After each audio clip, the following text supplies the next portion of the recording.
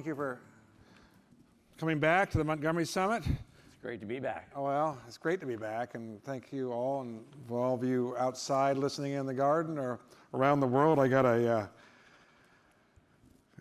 WhatsApp message early this morning from Egypt with somebody critiquing one of my talks yesterday. Must have been a slow day in Cairo, but you know, God bless them. Anyway, you know, it's wonderful, Rich. You know, humbled by your comments, but René is one of the really great entrepreneurs and great people in the American tech ecosystem. He's been a fixture at the summit for many years. Now, May is Small Business Month, so we moved the summit to May just so we could correspond with that. And you cover a long line of entrepreneurs, and after a few weeks, there's actually, you know, more small businesses than there were a couple of weeks ago. Yeah. but why are small businesses so important to you and to Bill.com and kind of your whole DNA? Let's talk about that. Well, Jamie, thank you for having me, and thank you for doing this conference. And you've been doing it how many years now? This is the 19th summit. Yeah, so I think I've probably been to 10. And I think it's the community that you thrive here, which I think is wonderful, and that's why I love small businesses community. That's the commonality, right? Small businesses are all about the local communities that they're in. And I grew up, my parents and grandparents, they had lots of small businesses.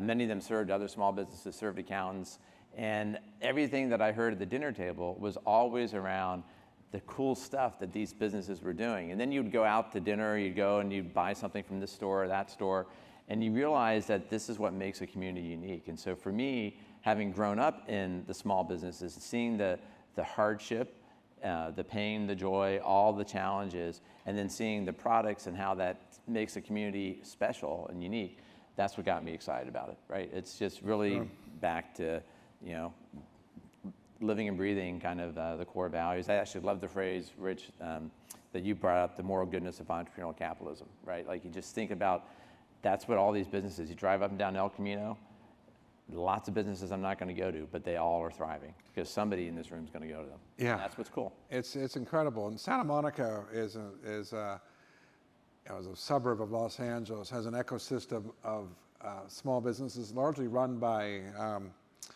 immigrants from all over the world, from India, from Vietnam, from Korea, UK, and after the looting and riots last year, you know, they settled down, but over 200 businesses were damaged, and we went around quietly and refloated several dozen of them with just cash grants to get them back on their feet. And it was very much that we had a lot of empathy with that small business. The camera shop from an immigrant from Mexico had been here, you know, 25 years, Joe Guzman, and you know, a couple $1,000s, it was the difference between him continuing with the business and going out of business, and that was his livelihood and that for his family, and we did that over and over again.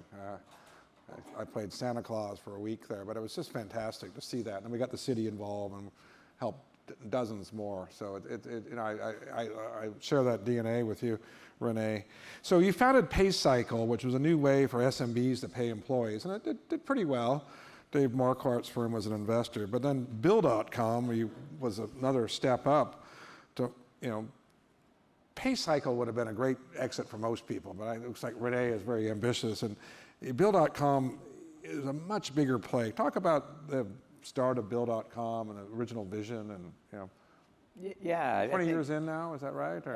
It's 16. 16. The idea is probably 18. Probably 18, had the idea 2 years before I left PayCycle. So really it's back to the fact that I grew up in and around the small businesses. And so the dinner table conversation oftentimes would turn to how do you manage cash flow, right? This is something that a business has to do every day. And I think it's something that becomes almost intrinsic to how businesses run. They don't even necessarily think that they're managing their cash flow, but they are. They're deciding which vendors to pay, which customers to collect from. And just hearing all of that conversation growing up as a kid, and then I go and I start my first company, PayCycle, and I'm sitting there, you know, trying to do the same thing that my dad and granddad and my mom and grandma were talking about. And I found out in my head, I'm thinking, this is no different than what we were doing 30 years ago at the dinner table. Why is it still the same? And I started thinking about what could be different. Yeah. And it was happening. PayCycle, we started as an internet payroll solution. We didn't call it a cloud payroll solution, right? And what we realized is that we were building a cloud solution. I think, Yeah. once you have that central database and that central UI, you have the ability to do so many different things with the data, and that's why we call it cloud or SaaS or whatever term you want to use. And it was that being introduced to that technology and using that technology that I realized that you could actually solve that pain point. And so for me, the mission of the company was make it simple to connect and do business. And I really am a firm believer in, there's lots of ways to set goals, but I'm a firm believer in hard goals. And there's a book out there called Hard Goals, and it stands for heartfelt, animated, required.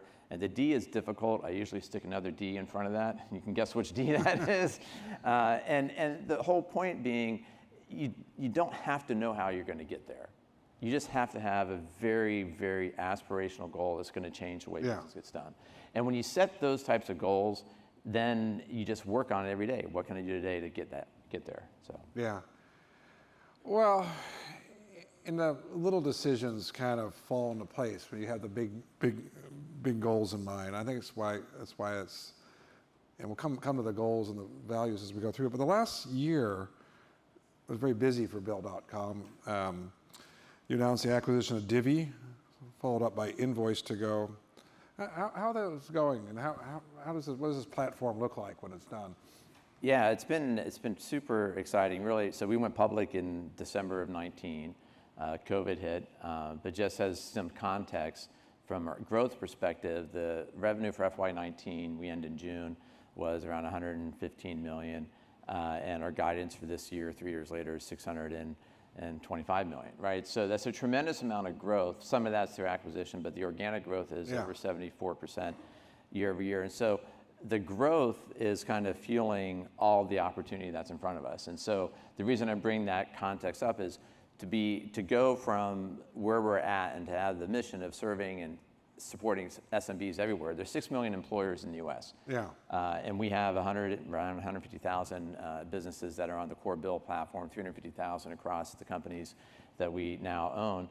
And that's just a small fraction of the 6 million. And so when the aspiration and the goal is to serve millions of businesses, because that dinner table conversation I had is the same dinner table conversation everybody has, that managing cash is not easy, and yet it's something that should be easy. When you know that's the case, then you say, well, what else can we do? And so that's how we got into the spend management space. It's how we extended our AR capabilities with Invoice2Go. And so the ability for us to drive one place to manage your financial operations, that's the mission, right? Make it simple to connect and do business, one place to manage the financial operations.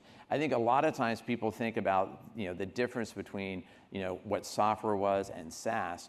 And SaaS cloud enables us to get into automating operations. And that is what's really cool. That is the next wave. It takes a lot of technology, but we're able to take invoices and just read them and have nobody do data entry. We're able to automatically connect to suppliers and just pay them. Yeah.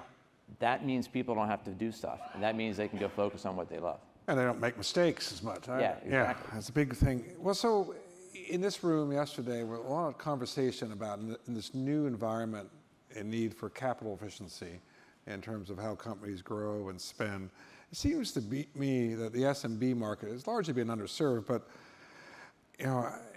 your technology and platform enables businesses to be more efficient and greater efficiency. And you're showing the example of the golden ratio as a customer example. Maybe you could share that with the audience.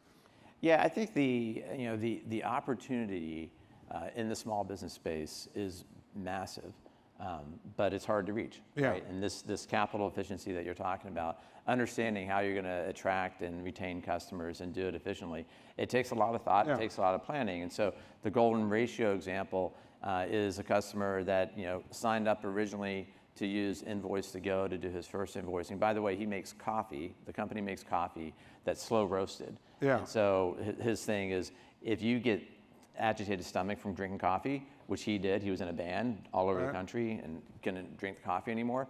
He got to Seattle and somebody had slow roasted and his stomach was fine. He's like, I'm going to go do that. So that's what his business is. So he's selling coffee to lots of companies, sometimes to corporations to give out the gifts. Sometimes it's obviously to stores.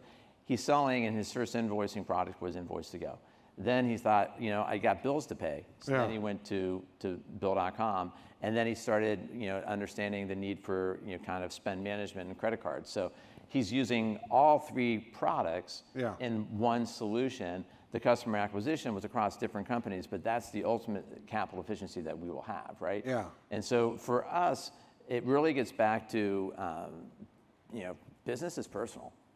People don't like to say that, people don't like to think that, but every transaction is personal. I go back to my grandfather, the types of relationships that you and I have. You shake somebody's hand, you're done. Yeah. We'll have a piece of paper and it'll be signed, but you shake my hand, we've done a deal. And if business is personal, how do small businesses think about it? Yeah. Well, they're going to do business with people they trust. Yeah. And you have to find ways to create that trust. Yeah, and honestly, we really respect our small vendors, and we want to pay them in real time too. I mean, it's like nothing, because you understand the challenge of cash flow to them as well. You really accelerate that.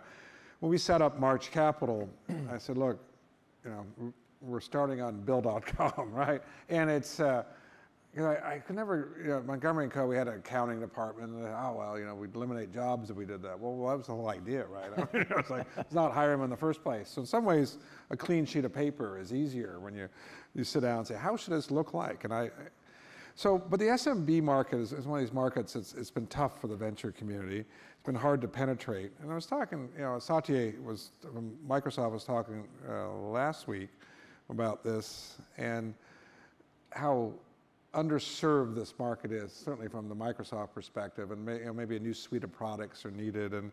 And Dave, you were on the board of Microsoft for years.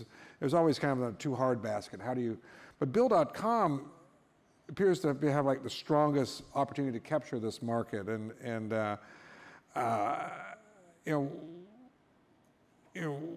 Talk a little bit about how you built the platform from technical and compliance and risk management and things where people start using it and they scale up. The infrastructure is in place to be successful.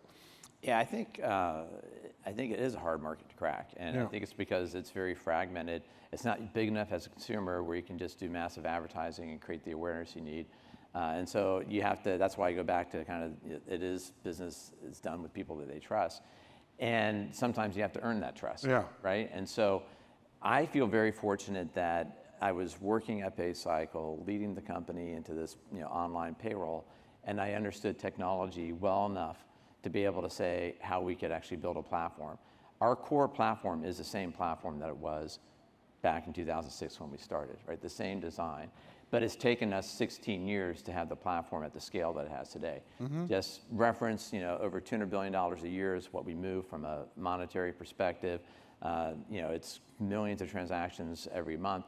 All that goes through and is processed in a secure, safe environment that allows us to be able to transact for our customers. And so that willingness and that ability to kind of just stick to it sometimes, is how you crack the market, right? Yeah. And so, when I think about, large companies sometimes don't have the patience. And my grandmother is Scottish, and I don't have a Scottish accent to use. But she used to say about patience is a virtue is a farce. Take them both together and stick them up your arse. And that is the way most of us feel about patience. But I can tell you that being an entrepreneur is the perfect balance of patience and impatience. It's the impatience that gets you off your seat, and it's the patience that you have to stick with it. And that is the challenge in the SMB market. You have to be patient and impatient at the same time. Yeah, and I call it everything in moderation, including moderation. So, the future of finance is digital, but it seems like it's getting more crowded, more players every day. It seems, I was kind of preparing it, 25% of a survey that Bill.com did said their work week is inefficient. 9 out of 10 finance leaders report their pain points in their organization. 50% listed that business forecasting is a top challenge. Kind of talk about how you're addressing some of those, your customers' real needs as you talk to them and find out. Yeah, I think more and more, and actually COVID probably was a little bit of a catalyst in this respect. At least a reminder is that we need to be doing things that we love. And by the way, I believe you can love work. Yeah. right? I believe you can find work that is meaningful to you, that you enjoy doing, and that can contribute to society. And I think, there is work though that is mundane and boring, and that is what technology is for, is to automate that. And so that's what we're focused on. Yeah. How do we automate the challenges that make life boring, mundane? And so you gave the example of the accounting firm. Our customers can do 50%, they say 50% of the time that it takes to manage the back office, Yeah. at least with Bill.com, which means they can grow their business to be twice as big with the same staff, or hire half as many people and have them go do something else. That ability, that innovation is there. And so for us, the innovation that we're focused on is just, continues to be along that mission of how do you take those operations and automate.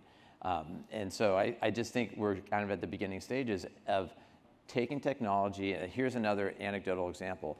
If you happen to have, a Tesla, the Model X in particular, they did a lot more experimentation with. If you walk up, the car door opens. When you get in the car, you put your foot on the brake, the car door shuts. That's a process that's been automated because of data, software. And that's the type of stuff that can happen with fintech across the entire stack of how people manage their back office. Are you seeing Jim Doty, a great economist, is here today. Well, he's going to talk about economic outlook and inflation and the factors. And one of the comments that we read about Bill.com is the only deflationary lever in an inflationary environment is technology and efficiency. And as we move into a period where the Fed is raising interest rates to kind of put the brakes on the service economy, there's 2 openings for every unemployed person, and we have wage inflation, and they're trying to dampen it down. Are you seeing an acceleration of adoption and technology in the small businesses where we just can't hire the people? Well, it's always hard to kind of correlate what is exactly driving the acceleration, but we've gone from adding 4,000 customers a quarter pre-pandemic to 11,000 customers in the last quarter. So that's good acceleration in 2 years. And I think part of this is, in some ways, just I would say right now it's the 1-2 punch. COVID was the first punch, and now inflation is going to be the second punch to the economy. And how we adapt and how businesses are resilient, that's going to be the test. And I think all of us need to be thinking about how do we kind of manage our businesses successfully with foundational elements that can really drive the success of the business. And so for us, what we're seeing is businesses, we haven't seen any signs of inflation yet, right? I mean, it's the data, it's starting to come, I imagine, but we've seen some signs of supply chain constraint, but haven't seen any signs of inflation in the SMB base that we have. But I'm sure it's coming. How we respond and how they respond, what we saw with COVID, they're resilient, they will adapt. I think it will be a tailwind for Bill.com because we can help people be more efficient. So if you're going from small businesses are 80% paper, and they're going into the future, and people are talking about, well, can you pay in crypto? But wait a second, we're still paper, right? And there's this government, oversight because you're trusting with money and payments. How do you, balance, innovation versus being in a somewhat regulated industry? What's the? Yeah, no, it's a great question, and I think there are times in my life where I would have been anti-regulation, and then I've learned to appreciate it. Right. Absolutely. And lots of things from, you can't have a purple building next to your house, right? Because that would be regulated in Portola Valley, right?